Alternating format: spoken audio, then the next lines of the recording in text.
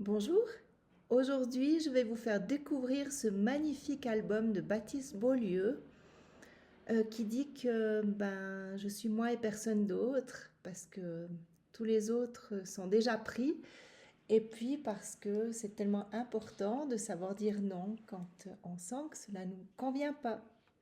On y va? C'est parti! Je vous invite vraiment à le découvrir, il a des illustrations magnifiques cet album. Devant ma classe, au-dessus du porte-manteau, il y a une étiquette avec mon prénom, Francisco. J'aime bien mon prénom. Je suis le seul à m'appeler comme ça dans mon école. Francisco, c'est moi et personne d'autre. Mon porte-manteau est entre celui de Victoria, une nouvelle, et celui de Zacharie, le plus grand de la classe. Pendant la récréation, Zacharie me dit « Viens, on va jouer au foot avec Jules. » Je n'aime pas le foot, mais je ne veux pas le décevoir. Alors je réponds « Super !» À la cantine, Jules me tire par la manche. « Viens, on va embêter les filles. » Je voudrais refuser et je n'y arrive pas. C'est compliqué. J'ai toujours l'impression de devoir expliquer pourquoi je dis non. Les garçons se moquent de Victoria. Tes cheveux, on dirait de la moquette. Ça me fait de la peine, mais je n'ose pas la défendre. J'éclate de rire pour faire plaisir à Jules. En allant chercher mon manteau, je remarque que quelques lettres de mon prénom ont disparu. C'est bizarre. Sur l'image, on peut voir que c'est écrit Franco maintenant. En cours de dessin, Madame Grimaldi, la maîtresse, nous demande quelle est notre couleur préférée. Quand je dis que j'aime le rose, Zacharie et tous les garçons de la classe se moquent de moi. N'importe quoi, le rose, c'est pour les filles. Alors, je change vite d'avis. Je me suis trompée, je voulais dire rouge. La maîtresse me sourit. Francisco, tu as le droit d'avoir ton avis juste à toi. Est-ce que Jules et Zacharie m'aiment davantage depuis que j'ai joué au foot avec eux, que j'ai embêté les filles et que j'ai dit que ma couleur préférée était le rouge et pas le rose? Sur l'image en dessous, on peut voir que maintenant il ne reste plus que le F de Francisco. Comment s'est passée ta journée, me demande maman à la sortie de l'école. Je réponds très bien. Pourtant, ce n'est pas vrai. Je me sens triste d'avoir suivi Jules et Zacharie alors que je n'étais pas d'accord. Les adultes nous disent « Tu as le droit d'avoir ton avis juste à toi ». Mais ils ne nous donnent pas le mode d'emploi. Ce matin, la surveillante, à l'entrée de l'école, est pressée de nous faire entrer. « Allez, plus vite, ma petite !» me dit-elle en poussant mon cartable. Autour de moi, les garçons rient. « Oh la fille, oh la fille !» Vexée, je file me cacher aux toilettes. Je me regarde dans le miroir. Je trouve mon visage trop fin. Je voudrais être plus grand, plus fort, courir plus vite. Je voudrais tout faire pour ressembler aux autres garçons. Quand j'accroche mon blouson, il n'y a plus aucune lettre sur l'étiquette de mon porte-manteau. On peut voir que l'étiquette est complètement blanche. Jules se moque. Pas grave, on n'a qu'à t'appeler machin. Tout le monde rigole, sauf moi. J'ai envie de pleurer. On dirait que je suis toujours le même, mais sans personne dedans. Pendant la récréation, Victoria me dit « J'aime le foot ». Mais les garçons ne me laissent pas jouer. Je soupire. Moi, je préfère la corde à sauter. Mais j'ai peur qu'ils se moquent de moi.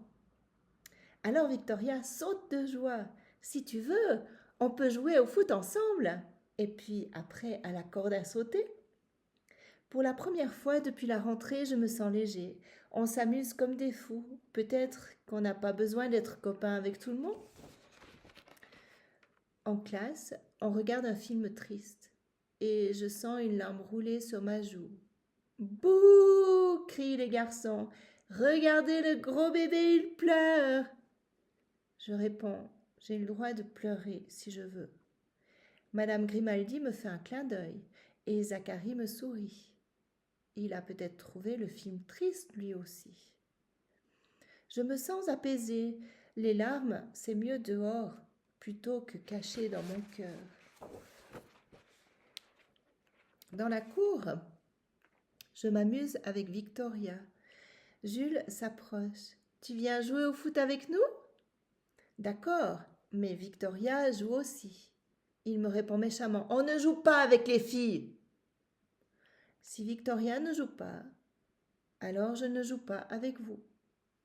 Jules n'a pas l'air content. T'es qui pour nous dire non? Je suis moi et personne d'autre. Victoria pose sa main sur mon épaule. Je sens qu'elle est fière de moi. Ça me donne du courage. Peut-être que c'est comme ça qu'on peut exister quand on a une petite voix comme moi, en ajoutant notre petite voix à celle des autres. Et maintenant, on peut voir qu'il y a à nouveau son nom qui est inscrit en entier sur l'étiquette au vestiaire. Ce soir, j'entends ma mère parler à mon père dans la cuisine. Je suis tellement fatiguée. Je cours sans arrêt, toute la journée. Je n'ai pas une seconde à moi. Personne ne me demande mon avis, ni ce dont j'ai envie. Je suis tellement épuisée que je ne sais même plus comment je m'appelle. J'ai l'impression que c'est pour tout le monde pareil. Les grands aussi peuvent perdre leur prénom, lettre après lettre, jour après jour, sans s'en rendre compte. Le lendemain matin, maman m'a trouvé assis dans mon lit. Eh bien, déjà réveillée? Oui, je réfléchis. Ça n'a pas l'air facile de dire non au pays des grandes personnes. Maman m'a pris dans ses bras et m'a doucement caressé le front. C'est vrai, Francisco, tu as raison, c'est difficile. Même quand on est adulte, on a peur d'être moins aimé si on dit non. À quoi ça sert d'être grand alors? Je raconte à maman ce qui m'est arrivé à l'école, quand je n'arrivais pas à être moi-même et que les lettres de mon prénom disparaissaient. Puis-je lui expliquer, puis-je lui... Il y a une faute. Il manque un R. Puis-je lui expliquer comment je me suis sentie léger lorsque j'ai pu m'affirmer pour être moi? Tout simplement. Excusez-moi. Puis, je lui explique comme je me suis sentie léger, comme j'ai pu m'affirmer pour être moi, tout simplement. Ça fait aussi partie, hein, l'humilité, le droit de se tromper et puis de laisser les fautes comme elles sont dans la vidéo. Tu as raison, Francisco. Je ne veux plus laisser filer ma vie sans être dedans. Aujourd'hui, je vais retrouver toutes les lettres de mon prénom. Et toi, c'est quand la dernière fois que tu as dit non? Bonne question.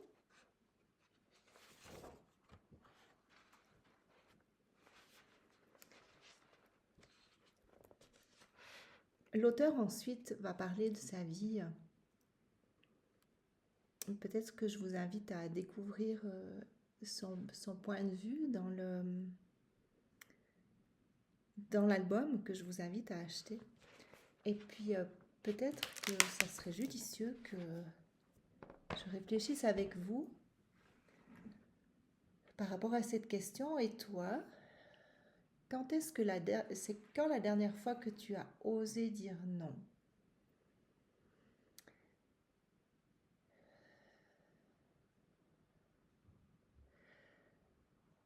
Je t'invite à faire un scan intérieur et puis à sentir comment tu te sens lorsque tu penses dire non. Lorsque tu imagine ne pas faire ce qu'on te demande. C'est quoi les sensations qui arrivent dans ton corps? Je te montre ici parce que moi c'est ici que ça sert. Là, comme ça. Donc quand je sens quelque chose comme ça, eh bien je vais inspirer, m'étirer en retenant le souffle et je lâche. On peut recommencer peut-être à faire ça ensemble. On inspire, on tire en retenant la respiration. On retient le souffle et je lâche.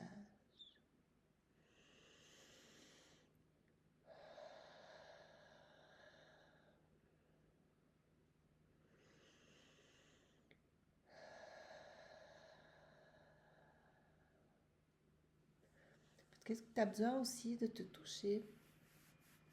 Peut-être te tapoter un peu partout.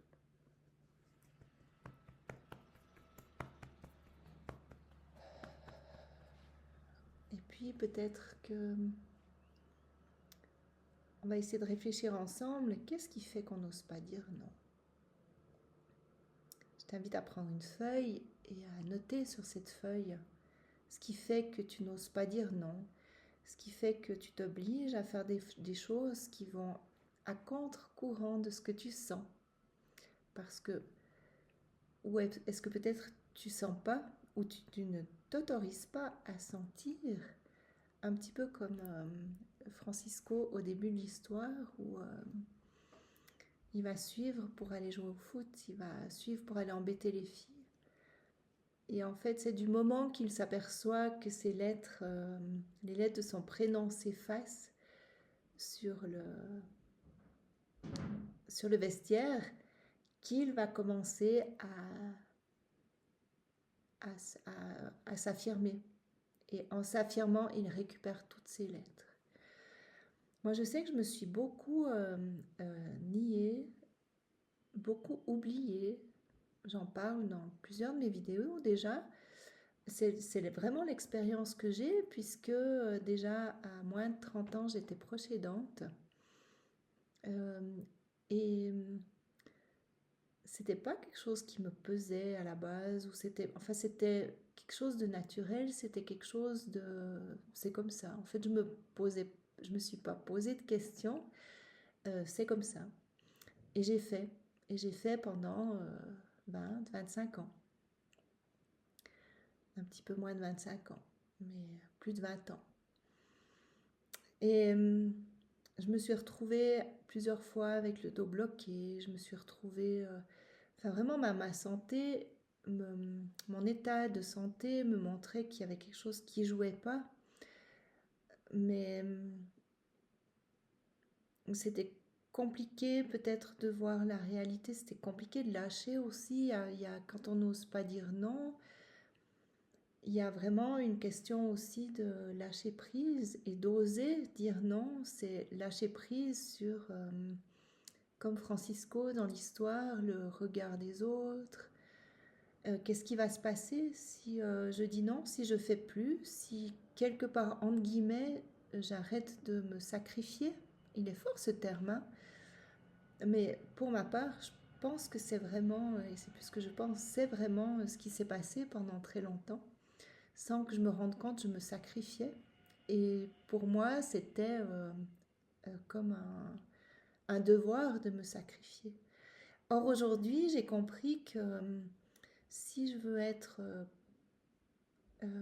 heureuse, si je veux être pleinement moi, si je veux être en bonne santé, ou en tout cas avec moins de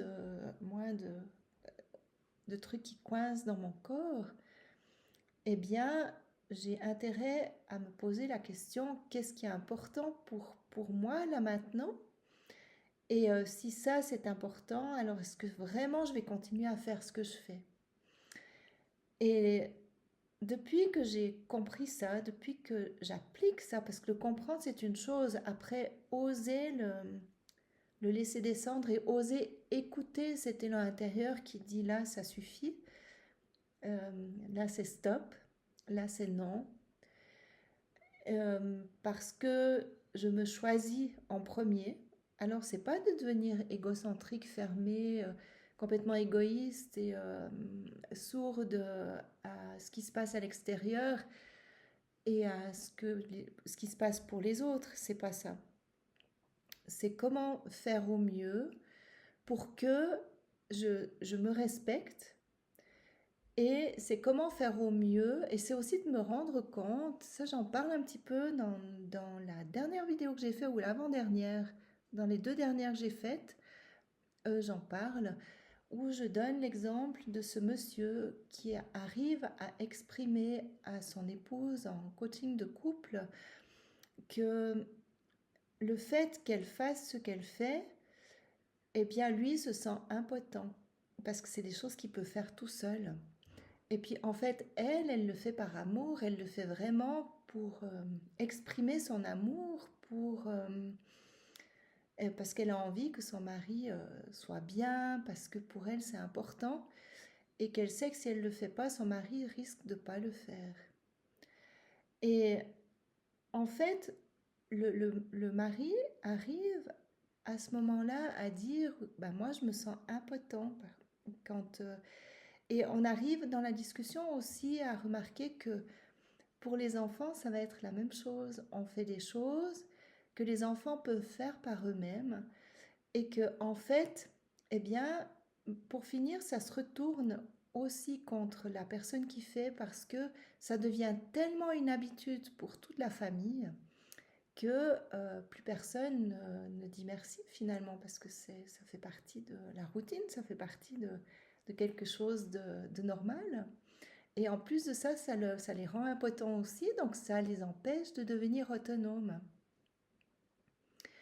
Donc, il y a vraiment, quand on se rend compte, il faut avoir ce pas de recul. Ça aussi, j'en parle dans plusieurs de mes autres vidéos. C'est du moment où tu arrives à te décoller de ta chaise, vraiment te décoller de ta chaise, faire ce pas en arrière, respirer, tu reviens dans ton corps, et là, qu'est-ce qui est important ? Et à ce moment-là, tu vas pouvoir commencer à dire non à des petites choses. Ça commence comme ça en fait, à des toutes petites choses. Tu vas commencer à te prioriser. Parce que quand on continue de prioriser les autres, il y a une fatigue qui arrive, il y a quelque chose de lourd qui s'installe. Et c'est ça en fait, au bout d'un moment, ça casse les relations. Donc, je t'invite vraiment à réfléchir dans ce sens et puis à te poser la question de à quoi est-ce que tu pourrais commencer à dire non là maintenant et faire un petit pas après l'autre. Et tu vas voir que quand tu commences, il y a rapidement des effets qui vont se faire sentir. Parfois, c'est des remarques que tu peux avoir de l'extérieur. Et parfois aussi, tu peux remarquer qu'il n'y a pas de remarques et que justement, en donnant la responsabilité à l'autre, parce que toi, tu oses arrêter, tu oses dire non à ça, eh bien, il y a beaucoup de choses qui s'allègent en fait dans ton quotidien et par ricochet, vraiment dans ta santé et dans ton corps. Il y a une fluidité, il y a quelque chose de beaucoup plus fluide qui vient s'installer. Donc, dire non, c'est pas seulement des choses... alors, ça sera tout ce qui est à l'extérieur. Donc, ça peut être commencer à dire non à ce que tu remarques que ce qui te fait du mal. Donc, ça peut commencer à amener des changements au niveau de ton alimentation. Ça va amener des changements souvent, en tout cas je parle pour moi par rapport à mes routines, où je commence à faire d'autres choses et en commençant à faire d'autres choses, eh bien tu sors de ce mode robotique où tu fais parce que c'est normal, parce que c'est comme ça, parce que tu l'as toujours fait ou parce que tu as toujours vu que les choses se faisaient comme ça. Donc il y a des routines qui... par exemple, moi le matin, maintenant, quand je me lève, je sens que je suis un peu raide. Donc, ce que je faisais pas avant, maintenant, je commence à vraiment faire des exercices le matin à la descente du lit. Et je remarque combien ça me met dans le mouvement, combien ça va changer, ça va, ça va changer ma journée quand je commence dès le matin à faire des mouvements. Euh, je remarque qu'il y a des aliments que je mange plus. Donc j'arrive à dire non à des habitudes que j'avais, peut-être des envies que j'ai, mais qui ne sont pas des besoins. Et c'est le fait de dire non à certains aliments, eh bien automatiquement, il y aura une conséquence sur mon bien-être. Je vais dire non, ou, ou même des fois c'est un positionnement intérieur où comme on arrive à dire non, on est beaucoup plus connecté à qui on est. Donc quand on est connecté à qui on est, automatiquement on va dégager une autre énergie, on va générer une autre énergie, et comme on génère une autre énergie, il y a une autre vibration qui arrive, eh bien l'extérieur répond à cette vibration. Donc il y a des situations dans lesquelles j'étais où je me trouve plus. Je remarque avec mon travail, par exemple, c'est beaucoup moins fatigant, par exemple, parce que automatiquement, comme je suis positionnée à l'intérieur, je vais m'attirer d'autres personnes où je suis beaucoup moins embêtée ou il y a beaucoup moins d'intrusion au niveau énergétique qui se passe.